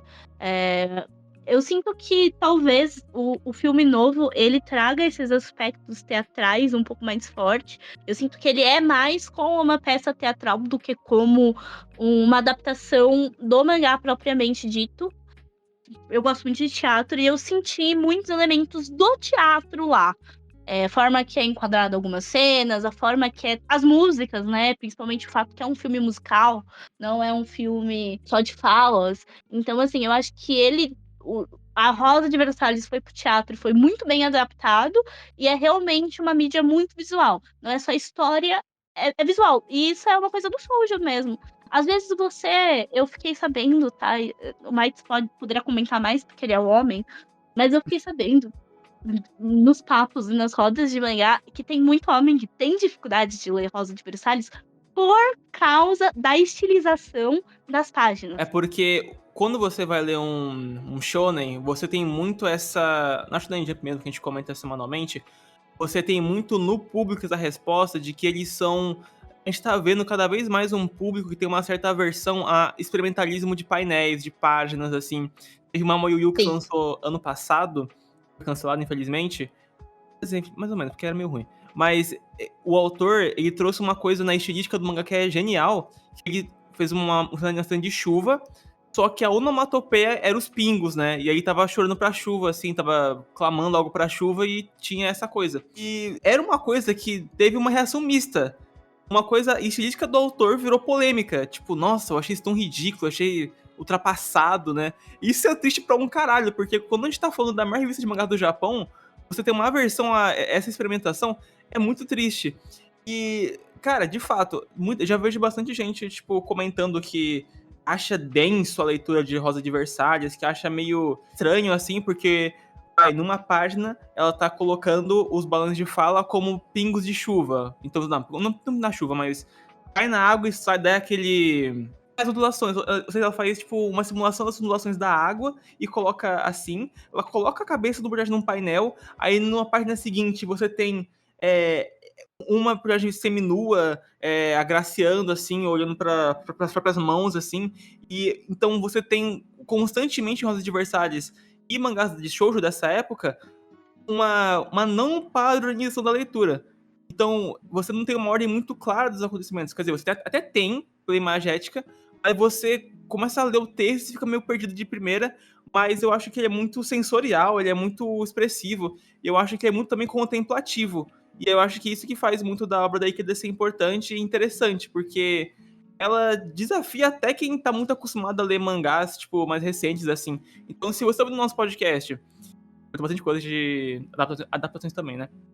Mas se você ouviu, só porque você não conhecia o mangá, nunca tinha lido, ou você leu pouca coisa, eu acho que eu recomendo você ter essa leitura com Versalhes, porque ela é desafiadora em certa instância, assim. Talvez por causa do ritmo também, mas eu acho que pela arte dela. E eu acho muito boa. Mas é realmente isso aí, Elise. Uma coisa que eu estranhei é porque algumas falas não estavam dentro do balão de fala. E aí eu ficava Sim. pensando que era, tipo, o narrador falando. Eu falei, não, mas. Aí eu tive que ler de novo e pensar, não, é Então. essa pessoa que tá falando.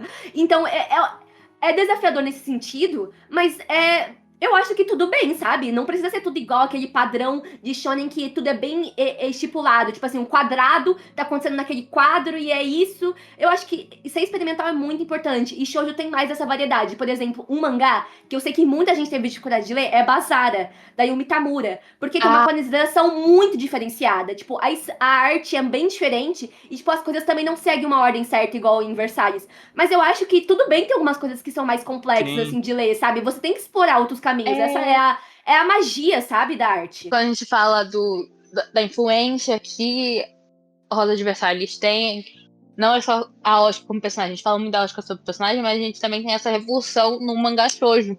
Porque a gente comentou de Basara, mas muito mangá shoujo até hoje, ele tem painéis assim, né? Que ele não é um painel certinho, tipo, 6 quadros de painel, e vai lendo aqui, lê os 2 primeiros, aí vai pra baixo e vai pra baixo. Não, você tem uma painelização que ela é bem diferente, às vezes você tem uma página inteira, aí você vai pra uma página dupla, uma página indo pra outra, assim, é bem interessante, porque isso acontece muito em shoujo até hoje.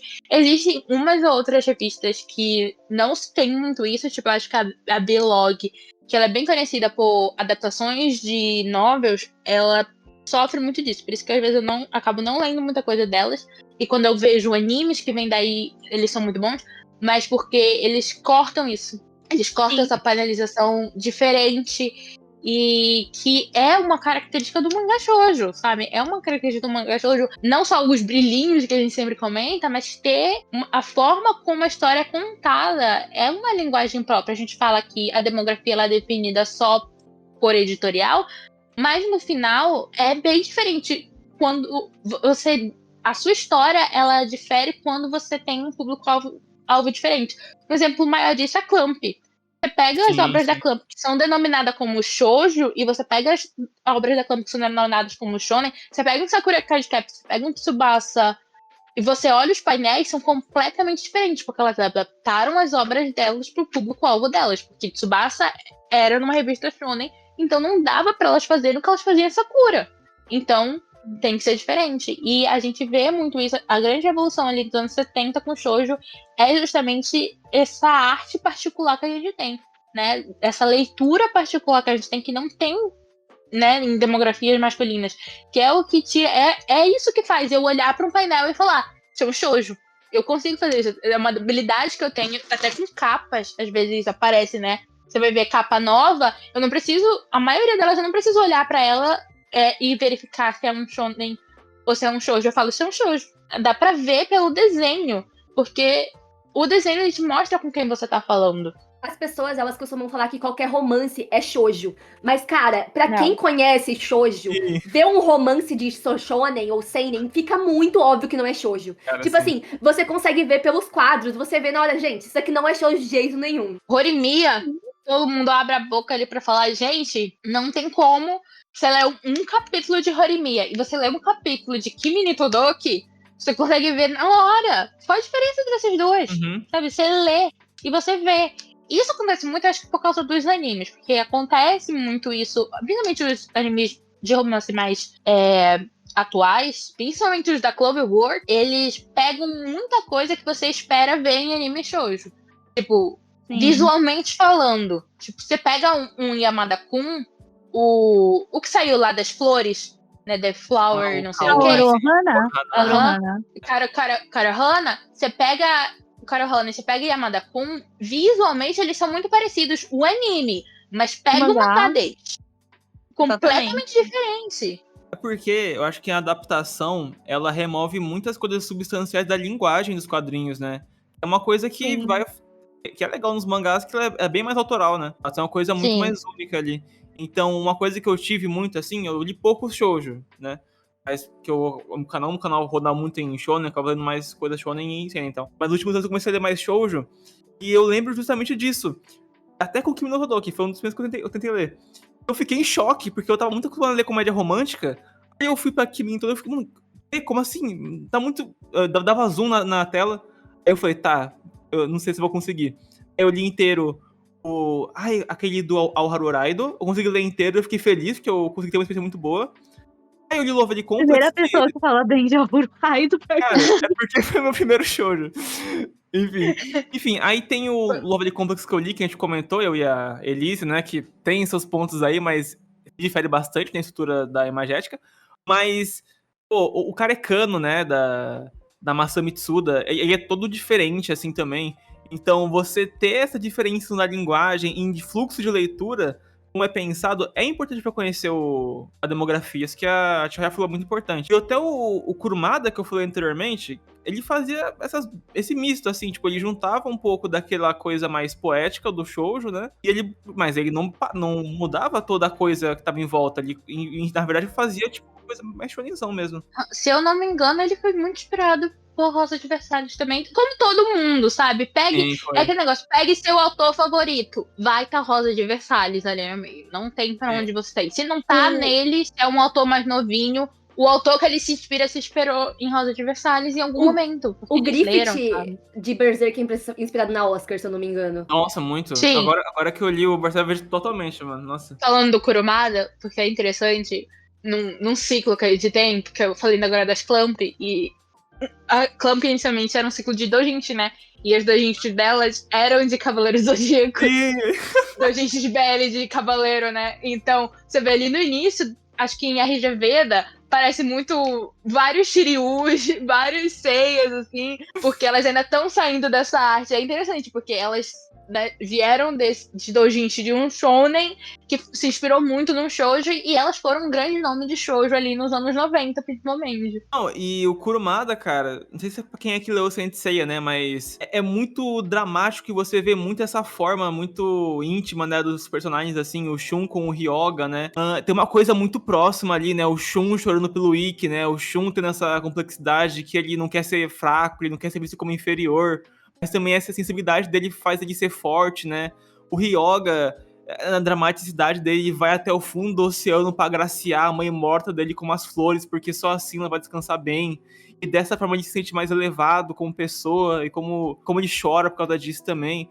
Então, pô, é tão legal ver como a Ikeda reflete, como as obras da Ikeda refletiram em muitas demografias de diferentes autores, como ela é muito icônica. Eu acho que tem uma palavra melhor pra definir ela como icônica, né? Porque eu acho que Rosa de Versalhes, não que não existissem obras assim antes de Rosa de Versalhes, mas Rosa de Versalhes é o ícone que é mostrado como shoujo ser essa história muito pessoal, muito intimista, é muito sobre sentimentos. Por isso que as pessoas relacionam romance com shoujo, né? Porque você tá falando muito dos sentimentos das pessoas. Você tem muita narração, você tem muito pensamento interno, você tem muito... O efeito do brilhinho de shoujo, ele é pra mostrar sentimento, não tá brilhando só pra ser bonito. Tá passando agora uma estrela mais radiante que o sol, né? Que é um anime que tá passando na temporada, e tem muito brilho. E não é só porque o nome é uma estrela mais radiante que o sol, mas é porque como esses personagens se veem. Esse brilho não tá ali por nada, ele tá ali pra te dar uma parte da história. Né? Você não tá só lendo, você não tá lendo um livro, você tá lendo um mangá. Então tá brilhando, e no anime também, tá brilhando pra te mostrar como essa pessoa se sente ao ver esse outro. E isso não começou, mas Rosa de Versalhes mostrou muito isso. Porque o shoujo, ele tem uma história, né? Ele foi escrito há vários anos de história de lançamentos antes de Rosa de Versalhes, e passou por várias fases ali. Por muito tempo, shoujo foi escrito por homens, que eles começavam em revistas shoujo como testes, basicamente, e depois eles iam para revistas shonen. Então, por muito tempo, você tinha homens escrevendo, e depois, quando começou a ter mais mangás mulheres, por muito tempo não tinham romances nessas histórias, eram histórias de mãe e filha, ou de amigas, e depois começou a ter o romance, e aos poucos foi caminhando, e eu acho que é no meio desse caminho que chega a Rosa de Versalhes, que é uma história que tem ação, que tem intriga e que tem muito sentimento e que representa muito o que a demografia vai ter a partir daí. A partir daí você quer sentir tanto esses personagens, todo mundo vai atrás. Não descrever a sua Oscar, mas descrever um personagem como a Oscar, sabe? Eu acho que não tem nada que defina mais Rosa de Versalhes do que icônico. É a palavra perfeita pra isso, porque teve um impacto muito grande e não é uma coisa só no Japão. Tanto que, se eu não me engano, a Ikeda ganhou uma nomeação da França, né? Pelo impacto cultural que Rosa de Versalhes teve pra cultura francesa. Então, é uma coisa que explodiu totalmente. E dá pra entender, por todas essas questões que a Chihaya falou, assim, é uma história com muito sentimento colocado lá, sabe? E tem muita pesquisa histórica também. Você vê que é um interesse genuíno da autora em entender o que aconteceu na cultura francesa e não desrespeita de nenhuma forma, ao mesmo tempo que conta a história da sua própria forma, sabe? Isso é muito legal. E assim, eu vou falar uma coisa. Ela entendeu tão bem as cartas, né, do Farsen pra Maria Antonieta, que ela coloca a noite de amor que eles têm, porque quando ela tá por volta ali dos 40 anos, porque teoricamente o que a gente considera é que a Maria Antonieta se deitou com o Farsen apenas uma vez na vida dela. E realmente os filhos não eram dele. E assim, e ela coloca isso na história. E ela colocou isso muitos anos antes dos pesquisadores chegarem nessa hipótese como uma hipótese provavelmente muito verdadeira. Todas as cartas deles, todo o amor deles já estava lá, porque ela realmente pesquisou, ela realmente tentou compreender o sentimento daquelas pessoas. Por isso que eu falo que dá para perceber que existiu sim uma pesquisa histórica e existiu sim uma preocupação com a historicidade das pessoas que ali estavam. Mesmo que ela tomou liberdades, como é o caso da Rosalie, ela tentou o máximo que ela, principalmente quando se vinha a Maria Antonieta, o máximo que ela conseguia de se manter na onde a Maria Antonieta estava realmente na vida dela naquele momento. Não, a Oscar, ela tá presente, assim, até hoje no nosso imaginário cultural, ao ponto que é exatamente essa reação que a gente tem às vezes, tipo, cadê a Lady Oscar dessa pintura histórica? Muita gente pesquisa até hoje se ela existiu mesmo ou não.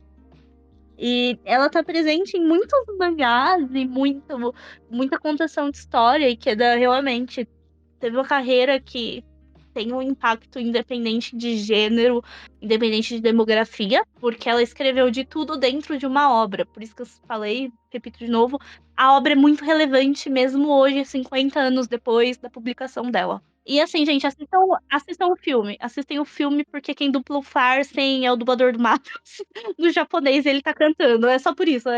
Assistir o filme só por isso, tá, gente? Bom, esses foram nossos grandes comentários sobre a obra. Muito obrigado a todo mundo pela participação. Vou chamando um por um e falar mais alguma coisa que faltou, só uma coisa ou outra. Puxar pra galera também, e pras meninas também, quando for a vez delas, da divulgação do Portal Shoujo. Emily? Bom, galera, esse podcast foi muito interessante. A gente discutiu muito além de Rosa de Versalhes, porque, como a gente falou, o impacto vai muito além de um simples mangá.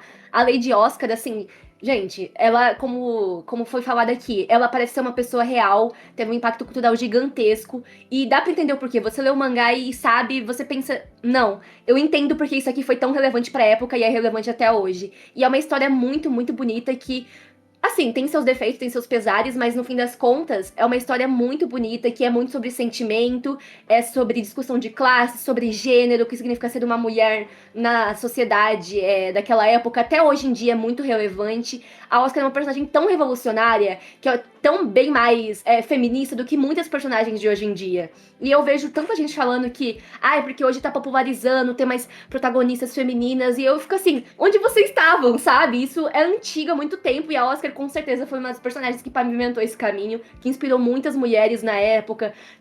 Eu fico pensando o quão era incrível naquela época você ser uma das meninas que tava acompanhando a revista e se apaixonar pela Oscar e querer ser como ela. Eu acho que deve ter sido uma experiência muito bonita, porque ela, como mulher, é uma personagem que inspira muito, muito mesmo. Então, eu acho que Rosa de Versalhes é, acima de tudo, sobre a Oscar, e eu gosto muito disso. Então, é uma história muito bonita, dá pra ver porque é tão popular e tão relevante, tão influente, e eu gostei muito de poder experienciar ela de várias formas, né? Eu assisti o anime, eu assisti o filme, eu assisti o mangá, e o mangá, e no fim das contas, eu acho que o mangá é o que se sobressai acima de tudo pra mim, porque é a história de origem aí, e você vê que, no fim das contas, todas as adaptações têm seu ponto forte e ponto fraco, mas eu acho que nenhuma conseguiu chegar no que Rosa de Versalhes realmente é. Então, se você é o tipo de pessoa, não sei se eu assisto anime ou se só assisti um anime e não lê o mangá, leia o mangá porque o coração da obra tá aí. Eu acho que ninguém conseguiu replicar totalmente ainda. Mas é isso, gostei muito de participar com vocês e escutem os próximos. E é isso, galera. Easy? Bom, gente, foi muito legal participar. Gosto muito. Rosa de Versalhes dá pra falar muita coisa, dá pra ficar sentando horas e horas e falando só de diagramação e também do que Rosa de Versalhes gerou, né? Os muitos filhos de Rosa de Versalhes, vamos colocar assim. Aproveitem a obra, vão direto na fonte. Eu acredito que vai ter um relançamento da versão nacional de Rosa de Versalhes em breve, então quem gostaria de ter na sua coleção provavelmente vai ter, né? Sobre o portal, sigam a gente tem diversos ADMs, cada uma lê uma coisa por todos os lados. Eu mesmo, enquanto ela falou que ela não lia muita coisa da blog, eu leio muita coisa da blog. Então, sempre teremos obras para falar e leiam os clássicos. Se você gosta de shoujo, leiam os clássicos que você vai entender muita coisa de o porquê foi feito assim. E uma denota, uma correção, não é Class S, não é S-Class, é Class S, é o oposto. É só uma correção, porque eu lembrei depois que na verdade é o oposto. Pra Elise quanto pra Tia, muito obrigado pela participação. Tipo, agregou bastante, fiquei muito feliz com o comentário de vocês e só agradecer mesmo. Tia. Pois é, então, obrigada por receber a gente aqui. Eu gosto muito de estar falando de obras que eu li, né? E Rosa de Versalhes é uma obra que, assim, eu li faz um tempo, desde a minha última releitura, tem uns 2 anos, talvez. E que eu li numa idade bem nova e é uma obra que realmente me marcou bastante. Então eu gostei muito dessa conversa. Acho que a gente desviou, às vezes, do assunto principal, justamente porque é uma obra importante. E eu quero chamar para vocês que não só lerem Rosa de Versalhes, mas lerem outras obras da Margaret, que é a revista dela, né, onde ela foi lançada. E é uma revista muito boa, ela tem de todos os gêneros, sabe? Tipo, choque para todos. A Margaret, que é a revista em que Rosa de Versalhes foi lançada, é a mesma revista que Boys Over Flowers foi lançada. Então, assim, tem um mundo inteiro só numa revista e a gente sabe que nem sempre a gente consegue ler porque nem tudo é licenciado, tanto aqui pro Brasil quanto em inglês, que muitas pessoas leem, ou por outros meios, né? Nem tudo é traduzido, mas busquem muito essas outras obras, porque tanto clássicos dos anos 70, quanto clássicos dos anos 90, quanto dos anos 2000, são muito importantes. E é interessante quando você vai vendo ali por décadas, você vai vendo como a história muda, né? Mas mesmo assim, a gente tem de tudo ainda em todas as revistas. Como eu falei, a Oscar hoje em dia ela me lembra muito a Yona, a arte de Rosa de Versalhes, né? A forma como ela quadrinha as coisas, se expandiu para todos os shoujos. Em Basara tinha muito, nunca tô lendo atualmente, que é Children of Whale, Os Filhos da Baleia, que tem anime também na Netflix. Tem muito da arte também nessa quadrinização e na arte da mangaka, desse estilo shoujo que a gente fala. Então eu acho que foi muito legal poder bater esse papo com vocês e falar sobre isso. E a minha recomendação é sempre leiam mais mangás e leiam mais mangás shoujo, né? Tipo, a barreira pra você ler é só você querer. A barreira pra você ler é só você querer. Existe muita coisa no nacional e no internacional.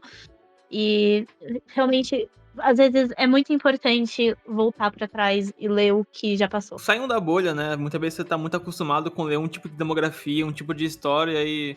Mesmo que você não vá acabar não gostando no final, experimenta, tenta ler coisa antiga, coisa shoujo, coisa demografia, assim. Foi como eu disse, chocando muita gente, mesmo a gente não lê só shoujo, né? Que outro dia eu postei minha foto e não ver o filme de Demon Slayer, tá aí, chocando muita gente, mesmo a gente não lê só shoujo. A gente lê outras coisas também, e é por isso que a gente pode falar com propriedade que, assim, lê essa outra coisa que você também vai gostar, porque no final, realmente é uma divisão editorial, tem ali algumas diferenças na linguagem que você vai ter, né, nas histórias, né, diferente quando você tá falando de um público feminino com um público masculino, Mas, na verdade, são histórias e todo mundo pode ler. Mas a gente sabe o quanto, principalmente, homens não são incentivados a lerem histórias que não foram escritas para eles, né? Enquanto mulheres, principalmente, são incentivadas a ler o que é escrito, teoricamente, para homem, porque o para homem é para todo mundo, entre aspas.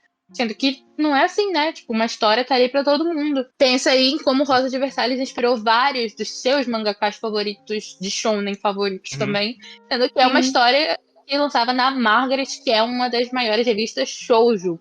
Classicamente shoujo. Se você é homem ou mulher, independente do gênero, pode ser homem, mulher, não binário também, você vai querer ser a Lady Oscar, você quer ser igual a ela, porque é uma pessoa incrível! Ou você quer ela, ou você quer ser ela, ou você quer os dois ao mesmo tempo. Porque ela é uma pessoa incrível.